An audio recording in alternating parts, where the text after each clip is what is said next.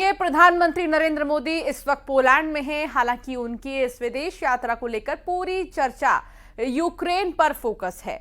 प्रधानमंत्री जब पोलैंड से यूक्रेन के लिए रवाना होंगे तो 20 घंटे के सफर के बाद वो जेलेंस्की के शहर कीव पहुंचेंगे। अगले 24 घंटे में यूक्रेन के युद्ध को लेकर क्या कुछ बदल सकता है, इस पर पूरी दुनिया की नजर बनी हुई है।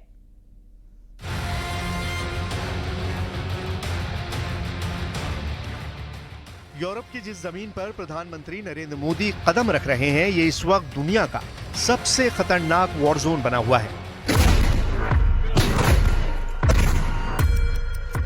ये है पोलैंड की राजधानी वॉर्सो।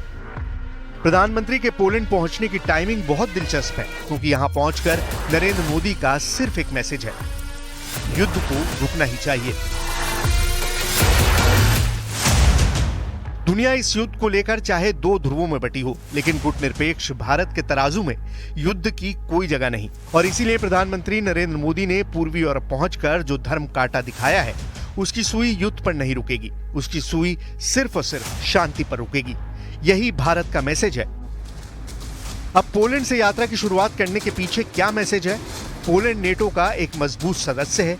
नेटो में अमेरिका और तुर्की के बाद पोलैंड की सबसे बड़ी सेना है, लेकिन इसकी ज्योग्राफी इसे यूक्रेन और रूस के युद्ध को लेकर अहम बना देती है। वर्ल्ड मैप पर यह है पोलैंड। यहां पर नेटो के 5000 सैनिक वॉर रेडी वाले मोड में हैं। यहां है यूक्रेन। यहीं पर फरवरी 2022 से पुतिन का स्पेशल ऑपरेशन जारी है।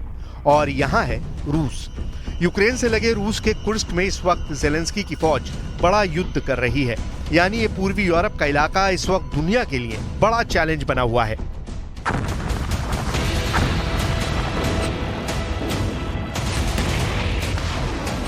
क्योंकि यूक्रेन और रूस का युद्ध रुकने का नाम नहीं ले रहा, बल्कि भड़कता जा रहा है। ऐसे हर एक हमले पर युद्ध ना रुकने की मोहर लगी हुई है, लेकिन इसी जंग को रोकना एक चुनौती भी है, जिसमें अमेरिका से लेकर तुर्की और चीन से लेकर ब्रिटेन तक हर ताकत इस युद्ध को रोकने में न सिर्फ फ्लॉप साबित हुई है, बल्कि इन्होंने तो इस युद्ध में पेट्रोल डालने का काम किया है।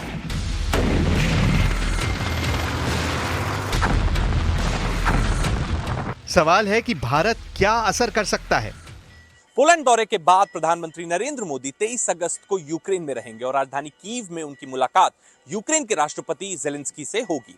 इस मीटिंग पर पूरी दुनिया की नजर रहेगी, क्योंकि दुनिया भर में भारत की छवि एक गुटनिरपेक्ष देश की रही है। भारत रूस के करीब ज्यादा रहा है, लेकिन यूक्रेन से भी भारत के मजबूत रक्षा संबंध रहे हैं। भारत ने अब पोलैंड में एक बड़ा मैसेज देने की कोशिश की है। पोलैंड की राजधानी वॉर्सो यहां से यूक्रेन की कैपिटल कीव 700 किलोमीटर दूर है। लेकिन दौरे के पहले पड़ाव पर ही भारत बताना चाहता है कि 700 किलोमीटर दूरी से ही वो अपना मैसेज 7000 किलोमीटर दूर तक पहुंचाना जानता है।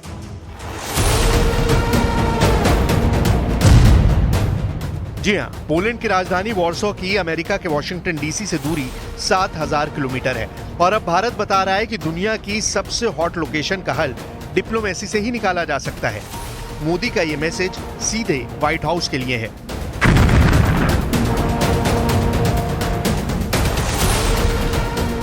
इस वक्त यूक्रेन की सेनाएं रूस के कुर्स्क में युद्ध लड़ रही हैं। पहले जिस जमीन से रूस यूक्रेन पर हमले लॉन्च कर रहा था, अब उसी जमीन को पुतिन बचाने की कोशिश कर रहे हैं। यानी युद्ध ओवरफ्लो कर चुका है। युद्ध अब अपना दायरा पार कर रहा है। अगर ये यूक्रेन और रूस की सीमा लांघ सकता है, तो ये पोलैंड और यूक्रेन के बॉर्डर तक रुका रहेगा। इसकी गारंटी कौन देगा? इसीलिए जब शांति की जरूरत है, तो युद्ध के तराजू की सुई युद्ध पर नहीं रुकनी चाहिए, बल्कि कोई तो ऐसा हो जो साबित करे कि जंग के मुकाबले शांति का वजन ज्यादा है। दो ध्रुवों यानी यूक्रेन और रूस के बीच बटी दुनिया को इस वक्त भारत जैसे गुटनिरपेक्ष तराजू की जरूरत है। भारत का धर्म कांटा दुनिया को ये गुंजाइश देता है कि यहाँ सुई सिर्फ शांति पर रुकेगी, युद्ध पर नहीं।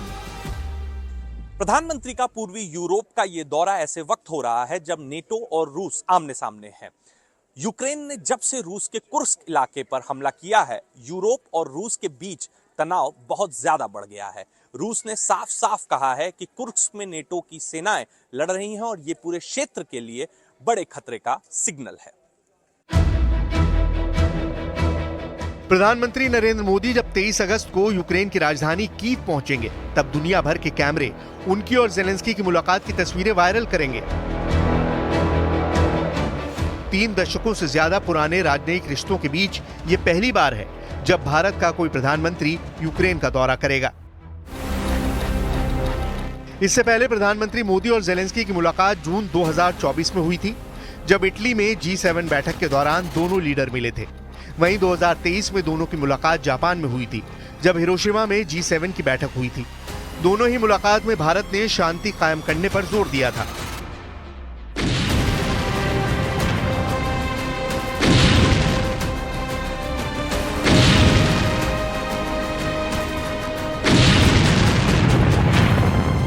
लेकिन इस वक्त जेलेंस्की की फौज ने रूस के अंदर कोहराम मचाया हुआ है।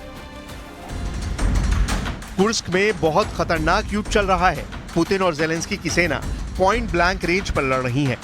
रूस का दावा है कि उसने यूक्रेन के अब तक करीबन 2000 सैनिकों को मार गिराया है और अब उसकी पूरी फोर्स की सप्लाई लाइन काटने के साथ रूस का फोकस जेलेंस्की को बड़े जाल में फंसाने पर है, ताकि यूक्रेन बिना शर्त के रूस के सामने सरेंडर कर दे।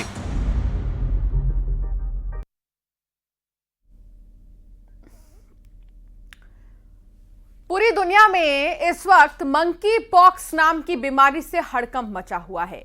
वहीं मंकी पॉक्स को लेकर भारत अलर्ट मोड पर है। इस बीच दिल्ली एम्स ने मंकी पॉक्स को रोकने को लेकर बड़ा फैसला लिया है।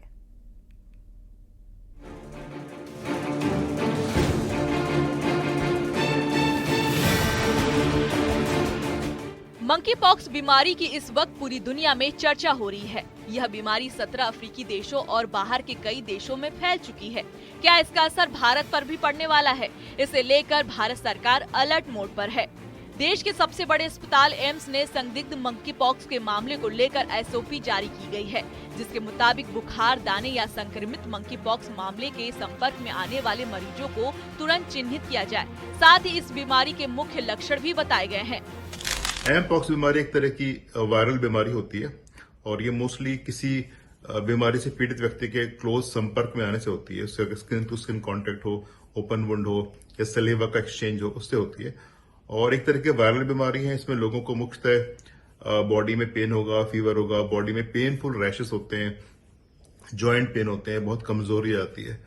अमूमन ये बीमारी संपर्क आने के हफ्ते से 10 दिन में फैलती है और 2 से 4 हफ्ते में ठीक हो जाती है। ज्यादातर लोगों में फैटल नहीं होती, पर किसी में अगर इम्यूनिटी की कमी है या किसी में बहुत सीरियस बीमारी हो जाए तो ऐसे में व्यक्ति की जान का खतरा भी होता है। दुनिया भर में मंकी पॉक्स का खतरा तेजी से बढ़ने लगा है। कई देशों में बहुत ज्यादा मामले सामने आ रहे हैं। ऐसे में भारत भी पूरी तरीके से अलर्ट पे है। हालांकि यहाँ पर अभी तक कोई मामला सामने नहीं आया है, लेकिन बीते दिनों पीएम की तरफ से एक समीक्षा बैठक की गई थी, जिसमें मंकी पॉक्स को लेकर जो है वो पूरी तरीके से तैयारियों पे समीक्षा की गई थी, क्योंकि बीते दिनों WHO ने इसे हेल्थ इमरजेंसी घोषित किया है और डॉक्टर्स का साफ कहना है कि अगर इसको कैसे ट्रीट करना है, इसका बचाव कैसे करना है, अगर इस पे काम कर लिया जाए तो इसे महामारी होने से रोका जा सकता है।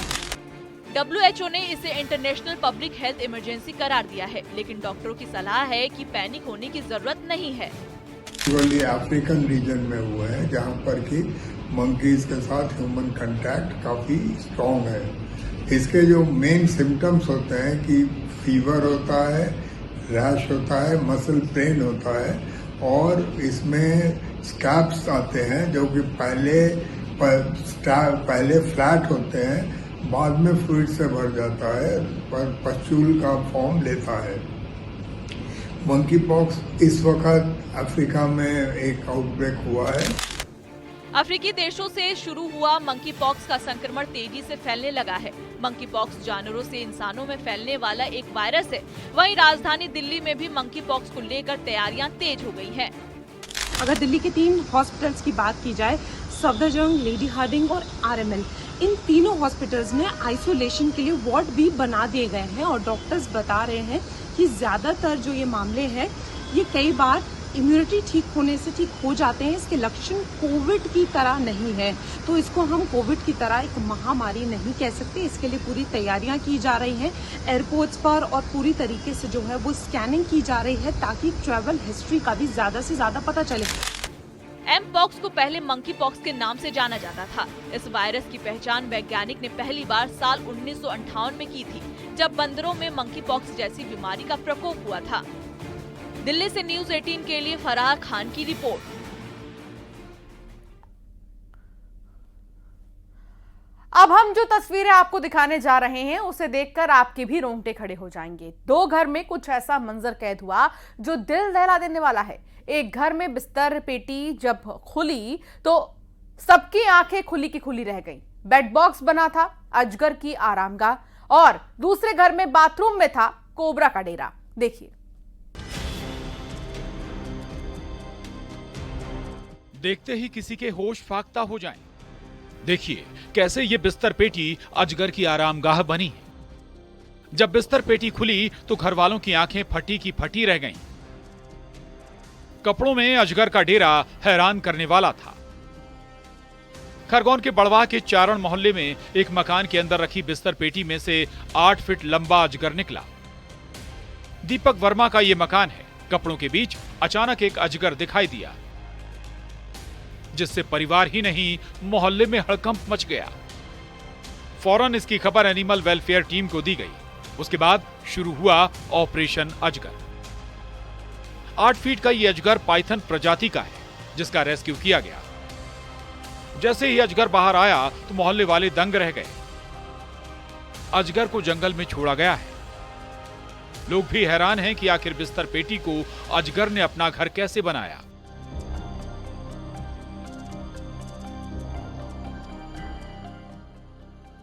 अब खरगोन के बाद इंदौर की यह तस्वीर जिससे रोंगटे खड़े होना लाजमी है। सोचिए कोई बाथरूम खोले और सामने कोबरा नजर आ जाए, वो भी कमोड में। 2 कोबरा सांप ने बाथरूम में डेरा डाला था। कमोड से निकले दोनों कोबरा सांप। इंदौर के गांधीनगर की अरिहंत कॉलोनी से आई ये तस्वीर दिल दहला देने वाली थी। बाथरूम में ऐसे फुफकार मार रहा था कोबरा। दहशत ऐसी थी कि 5 दिन से डर के साए में रह रहा था परिवार। कोबरा को पकड़ने के लिए बाथरूम में मछली भी रखी गई। कोबरा को पकड़ने के लिए स्नेक कैचर को बुलाया गया। कोबरा को काबू करना आसान नहीं था। सबकी सांसें ऊपर नीचे हो रही थी। कोबरा का रेस्क्यू ऑपरेशन शुरू हुआ। एक गलती जिंदगी पर भी भारी पड़ सकती थी। कितना खतरनाक हो सकता था कोबरा का रेस्क्यू, लेकिन कोबरा पर आखिरकार काबू पा लिया गया। दोनों घर में शायद अब तक यह दहशत जिंदा है। वाकई ये तस्वीर दहला देती है। खरगोन में आशुतोष पुरोहित और इंदौर में मिथिलेश गुप्ता के साथ bureau report, news 18, Madhya Pradesh, Chhattisgarh. अगर नल गीजर बन जाए, और कुछ ऐसा ही हुआ है उस शहर में जहां एक घर में खौलता हुआ पानी आ रहा है। पानी ऐसा है कि जिससे हाथ पैर भी जलने लगे, लेकिन इस पानी को पीने से कोई नुकसान नहीं हो रहा। लोग इस खौलते पानी को दैवीय चमत्कार मान रहे हैं। आखिर पानी की ये तासीर कैसे बदली? ठंडा और मीठा पानी कैसे बन गया खौलता पानी? देखिए।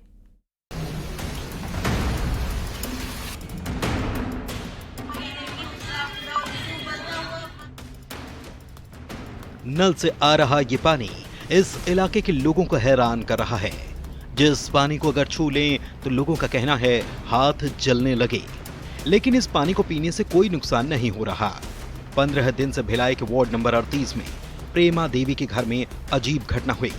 नल से गर्म पानी आना शुरू हो गया। सबको लगा शायद बरसात का वक्त है, इसीलिए खौलता पानी आ रहा होगा, लेकिन ये सिलसिला रुका नहीं। बोर वाले को भी बुलाया गया, वो कुछ भी सही से नहीं बता पाया। पानी इतना गर्म आने लगा कि घर वाले कुछ भी समझ नहीं पा रहे। सुनिए जरा। तो नहीं पता है, लेकिन 15-20 दिन हो गया। इसके पहले पानी भर रहे थे, तो बाल्टी में जब भरे हैं, स्टील का बाल्टी था, तो उसको भरे हैं, तो हाथ जैसे ही धोने के लिए ऐसे हाथ लगाए हैं तो इतना तेज से हाथ जला है। तो हम बोले कि हो क्या रहा है, ऐसे गर्म पानी क्यों आ रहा है। जब मीनू शर्मा ने अपनी सास को ये बात बताई तो वो भी हैरान रह गई। इधर ये बात आग की तरह पूरे मोहल्ले में फैल गई। कुछ लोग इसे देवीय चमत्कार से जोड़कर देखने लगे। दरअसल प्रभा देवी का परिवार देवी उपासक है। 40 साल से इसी घर में रह रहा है। 20 साल पहले बोर कराया गया था, लेकिन हमेशा ठंडा और मीठा पानी आता था। हालांकि कुछ दिन से ये नल गीजर बन गया, जिससे गर्म पानी आना बंद ही नहीं हो रहा।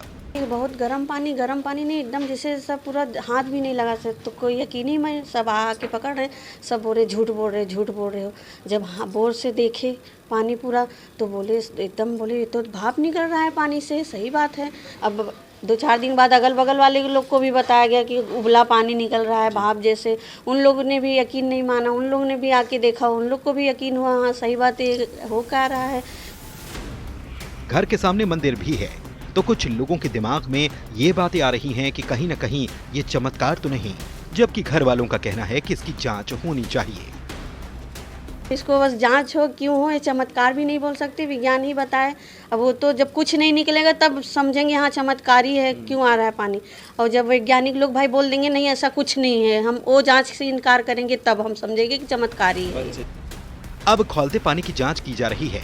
भू वैज्ञानिकों का क्या कहना है, आपको सुनाते हैं। देखिए, इस तरह का स्थिति 2 कारणों से बनता है। एक तो जियोजेनिक जो भूगर्भीय स्थिति उत्पन्न होती है उसके कारण होता है। दूसरा है जो एंथ्रोपोजेनिक एक्टिविटी, जो आसपास में जो ह्यूमन एक्टिविटी हो रही है उसके कारण भी ऐसी स्थिति बनती है। भू वैज्ञानिक सच पता करने के लिए पानी के सैंपल ले चुके हैं। अब पूरी हिस्ट्री खंगाली जाएगी। आखिर खौलते पानी की ये कहानी है क्या? दुर्ग से मिथिलेश ठाकुर, न्यूज़ 18 के लिए। बैतूल में जब हेलीकॉप्टर आया तो लोग उसे देखकर हैरान रह गए। सबको लगा कोई वीआईपी आया है, लेकिन ये उड़न खटोला किसी वीआईपी के लिए नहीं बल्कि मजदूर के लिए आया था। आखिर क्यों? देखिए खास रिपोर्ट, आसमान में ऑपरेशन जिंदगी।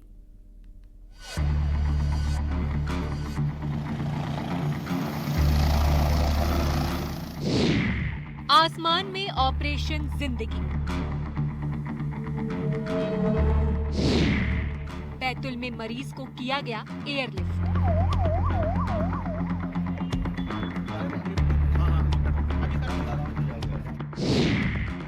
उम्मीदों की नई उड़ान, जिंदगी का टेक ऑफ।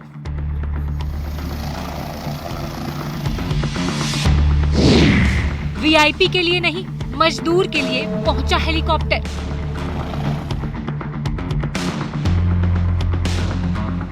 उड़न खटोला को आसमान में जब उड़ते देखा गया तो लोगों को भी लगा कोई वीआईपी यहां आए हैं, शायद किसी मंत्री का दौरा है। लेकिन ये हेलीकॉप्टर किसी वीआईपी के लिए लैंड नहीं हुआ, बल्कि एक मजदूर की मदद के लिए पहुंचा है। राजमिस्त्री शेखलाल हरले के लिए। बैतूल के पुलिस परेड मैदान पर सुबह 11 बजे हेलीकॉप्टर उतरा तो मजदूर शेखलाल के परिवार वाले भावुक हो गए। बैतूल के अस्पताल से मरीज शेखलाल को भोपाल पहुंचाने के लिए एयरलिफ्ट किया गया। का ये कहना है उन्होंने कभी सोचा भी नहीं था कि एयर एम्बुलेंस के द्वारा उनके किसी परिजन को भोपाल ले जाया जाएगा। यहाँ पूरी तैयारियां हो चुकी है, आप मेरे पीछे देख सकते हैं एयर एम्बुलेंस खड़ी है। मरीज को जो है एम्बुलेंस में शिफ्ट कर दिया गया है। अब पूरा माजरा आपको बताते हैं। आखिर किस बीमारी से जूझ रहे हैं शेखलाल हरले, जिन्हें खास एयर एम्बुलेंस से लिफ्ट किया गया। दरअसल शेखलाल हरले काम करते वक्त 19 अगस्त के दिन ऊंचाई से गिरकर गंभीर रूप से घायल हो गए। स्पाइनल फ्रैक्चर हुआ, जिन्हें सड़क के रास्ते ले जाना मुमकिन नहीं था। फिर डॉक्टर्स ने प्रदेश सरकार से मदद मांगी। मध्य प्रदेश की पीएम श्री एयर एम्बुलेंस योजना की मदद महज 24 घंटे में मिल गई। नहीं वो चेहले से हुआ, वो जैसे क्या कर रहे थे आप? प्लास्टर कर रहा था। एक हुक पकड़ा था, चेहले पर उधर आया तो फट से उधर गिर गया। ये मदद मिली और उसके बाद एयर एम्बुलेंस पहुंची बैतूल। जिस एयर एम्बुलेंस में विशेषज्ञ डॉक्टर होते हैं, साथ ही सारी सुविधाओं से लैस होती है ये एयर एम्बुलेंस। एमिनिटीज में स्ट्रेचर है तो लेटा के पेशेंट ले जाएंगे, स्पेशलिस्ट डॉक्टर है। अगर बीच में कुछ भी, जैसे ये तो स्पाइनल इंजरी ऑर्थोपेडिक केस है, बाकी जैसे हम छत्तीसगढ़ में नक्सलाइट ऑपरेशन में चोट लगा हुआ जवानों को ले आए, उसमें डॉक्टर इनको स्टेबलाइज भी करते हैं, इंजेक्शन देते रहते हैं, ऑक्सीजन देते रहते हैं, सब कुछ है इसमें फिटेड है। बैतूल में ये पहला मामला है जब किसी मरीज को एयरलिफ्ट किया गया है। हेलीकॉप्टर ने उम्मीदों की उड़ान भरी तो सबके चेहरे यही कह रहे थे, शेखलाल को नई जिंदगी मिल गई। महज 45 मिनट में मरीज शेखलाल हरले भोपाल पहुंच गए। मरीज शेखलाल के परिवार वाले बेहद खुश थे, जिन्हें यकीन ही नहीं हो रहा था कि एक मजदूर की जिंदगी ऐसे भी मुस्कुरा सकती है। बैतूल में ऋषु नायडू के साथ bureau report, news 18, Madhya Pradesh, Chhattisgarh.